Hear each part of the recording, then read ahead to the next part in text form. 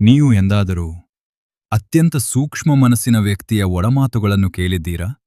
ಇಂದು ಒಂದು ಕ್ಷಣ ನಿಲ್ಲಿ, ನಿಮ್ಮನ್ನೇ ನೀವು ಕೇಳಿಕೊಳ್ಳಿ. ಒಂದು ಕಲ್ಪನೆ ಮಾಡಿ. ಸ್ನೇಹಿತರ ಜೊತೆಗಿನ ಪಾರ್ಟಿ ಮುಗಿದಿದೆ. ನಗುವು, ಮಾತು, ಫೋಟೋಗಳು ಎಲ್ಲವೂ ಚೆನ್ನಾಗಿಯೇ ನಡೆದಿವೆ. ಈಗ ನೀವು ನಿಮ್ಮ ಕಾರ್ನಲ್ಲಿ ಒಬ್ಬರೇ ಕುಳಿತಿದ್ದೀರಿ. ಎಲ್ಲವೂ ಶಾಂತವಾಗಿದೆ. ಆದರೆ ನಿಮ್ಮೊಳಗೆ ಮಾತ್ರ ಯಾವುದೋ ಒಂದು ಅಜ್ಞಾತವಾದ ಭಾರ. ಯಾರೂ ನಿಮ್ಮ ಮೇಲೆ ಕೋಪಗೊಂಡಿಲ್ಲ. ಅದು ಒಂದು ಸಾಮಾನ್ಯ ಡಿನ್ನರ್ ಮಾತ್ರ. ಆದರೂ ಕಾರಿನ ಬಾಗಿಲು ಮುಚ್ಚಿದ ಆ ಕ್ಷಣದಲ್ಲಿ ನಿಮಗೆ ಅನಿಸುವುದು ಒಂದೇ: ಈ ಕತ್ತಲಿನಲ್ಲಿ ಪ್ರಪಂಚದಿಂದ ದೂರವಾಗಿ ಎಲ್ಲಾದರೂ ಅಡಗಿಕೊಳ್ಳಬೇಕು. ನಿಮ್ಮ ಮನಸ್ಸು ಆ ಪಾರ್ಟಿಯ ಸಣ್ಣ ಸಣ್ಣ ಕ್ಷಣಗಳನ್ನು ಮತ್ತೆ ಮತ್ತೆ ನೆನಪಿಸಿಕೊಳ್ಳುತ್ತದೆ. ನಾನು ಹೀಗೆ ಮಾತನಾಡಿದಾಗ ಅವರ ಕಣ್ಣುಗಳು ಯಾಕೆ ಹಾಗೆ ನೋಡಿದವು? ನಾನೇನಾದರೂ ತಪ್ಪು ಮಾತಾಡಿದೇನಾ? ಇಂತಹ ನೂರಾರು ಪ್ರಶ್ನೆಗಳು ನಿಮ್ಮ ಮನಸ್ಸಿನಲ್ಲಿ ಓಡುತ್ತಿರುತ್ತವೆ. ನೀವು ದೀರ್ಘ ಉಸಿರೆಳೆದು ನಿಮ್ಮನ್ನೇ ನೀವು ಪ್ರಶ್ನಿಸುತ್ತೀರಿ. ನಾನೇನಾದರೂ ದಾರಿ ತಪ್ಪಿದ್ದೀನಾ? ಯಾಕೆ ಪ್ರತಿಯೊಂದನ್ನೂ ನಾನು ಇಷ್ಟು ಆಳವಾಗಿ ಅನುಭವಿಸುತ್ತೇನೆ? ನಿಜ ಹೇಳಬೇಕಾದರೆ, ಈ ಪ್ರಪಂಚದಲ್ಲಿ ಕೆಲವರು ಹೊರಗಿನಿಂದ ತುಂಬ ಶಾಂತವಾಗಿ ಕಾಣುತ್ತಾರೆ. ಅವರು ನಗುತ್ತಾರೆ, ಅವರು ಮಾತನಾಡುತ್ತಾರೆ, ಎಲ್ಲವೂ ಸಾಮಾನ್ಯವಾಗಿಯೇ ಕಾಣುತ್ತದೆ. ಆದರೆ ಅವರ ಒಳಗಿನ ಮನಸ್ಸಿನಲ್ಲಿ ಮಾತ್ರ ನೂರಾರು ಆಲೋಚನೆಗಳ ಅಲೆಗಳು ಹರಿಯುತ್ತಿರುತ್ತವೆ. ಮತ್ತು ಇಂದು ನಾನು ನಿಮಗೆ ಒಂದು ಮುಖ್ಯವಾದ ವಿಷಯ ಹೇಳಲು ಬಯಸುತ್ತೇನೆ. ದಯವಿಟ್ಟು ಗಮನವಿಟ್ಟು ಕೇಳಿ.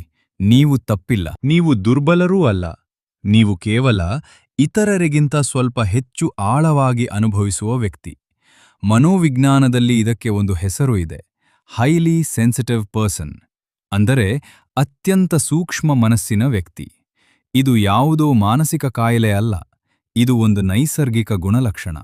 ವೈಜ್ಞಾನಿಕ ಅಧ್ಯಯನಗಳ ಪ್ರಕಾರ ಪ್ರಪಂಚದ ಸುಮಾರು 15-20% ಜನರಲ್ಲಿ ಈ ಗುಣ ಕಂಡುಬರುತ್ತದೆ.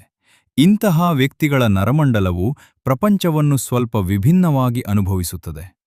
ಒಂದು ಗಿಜಿಗುಡುವ ಜಾಗ ಇತರರಿಗೆ ಸಾಮಾನ್ಯವಾಗಿರಬಹುದು, ಆದರೆ ನಿಮಗೆ ಅದು ಅತಿಯಾದ ಭಾರವಾಗಿ ಅನಿಸಬಹುದು. ಪ್ರೀತಿಪಾತ್ರರ ಮಾತುಗಳಲ್ಲಿ ಸಣ್ಣ ಬದಲಾವಣೆ ಕೂಡ ನಿಮಗೆ ದೊಡ್ಡ ಆತಂಕ ತರಬಹುದು. ಮತ್ತು ಮುಖ್ಯವಾಗಿ ಇತರರ ನೋವು, ಅವರ ದುಃಖ, ಅವರ ಒತ್ತಡ, ಇವೆಲ್ಲವೂ ನಿಮಗೆ ನಿಮ್ಮದೇ ಅನುಭವವಾಗಬಹುದು. ಇದು ನಿಮ್ಮ ಆಯ್ಕೆಯಲ್ಲ, ಇದು ನಿಮ್ಮ ಮನಸ್ಸಿನ ಸಹಜವಾದ ಜೈವಿಕ ಪ್ರತಿಕ್ರಿಯೆ. ಆದ್ದರಿಂದ ನೀವು ಎಂದಾದರೂ ನಿಮ್ಮನ್ನು ನೀವು ಕೇಳಿಕೊಂಡಿದ್ದರೆ, ನಾನು ಯಾಕೆ ಇಷ್ಟು ಬೇರೆ ರೀತಿಯಲ್ಲಿ ಅನುಭವಿಸುತ್ತೇನೆ ಎಂದರೆ, ಅದಕ್ಕೆ ಉತ್ತರ ಒಂದೇ: ನೀವು ದುರ್ಬಲ ವ್ಯಕ್ತಿಯಲ್ಲ, ನೀವು ಒಂದು ಆಳವಾದ ಮನಸ್ಸಿನ ವ್ಯಕ್ತಿ. ಮತ್ತು ಇಂತಹ ಮನಸ್ಸುಗಳು ಈ ಪ್ರಪಂಚಕ್ಕೆ ಸಹಾನುಭೂತಿ, ಸ್ನೇಹ ಮತ್ತು ಮಾನವೀಯತೆ ನೀಡುವ ಅಪರೂಪದ ಶಕ್ತಿ ಹೊಂದಿವೆ.